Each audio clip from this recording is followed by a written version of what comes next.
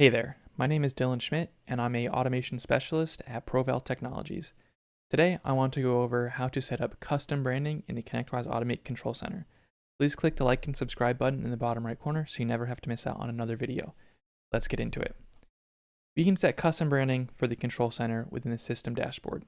To get there, we can go to System, Configuration, and Dashboard.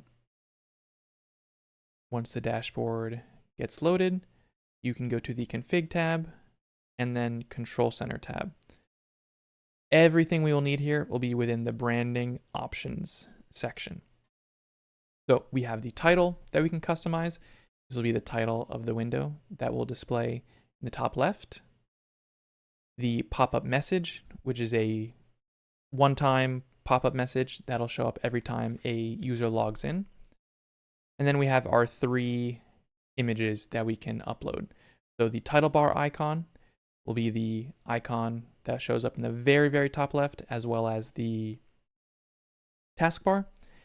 The requirements for this is that it needs to be a .ico file created by an icon creation software.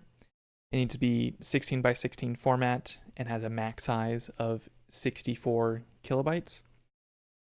The splash picture is going to be a bit bigger. That will have dimensions of 435 by 255. If it is much larger or smaller, it very likely will not display as intended when the control center is loading. And then the control center logo has minimum and maximum dimension requirements here, as well as a same max file size of 64 kilobytes. To load new images, you can hit the load button within each section, and if you need to clear anything out, you can hit the clear button and then restart the control center to clear any images that you have previously loaded. Thanks for watching. We post a new video every week to share our knowledge on ConnectWise Automate.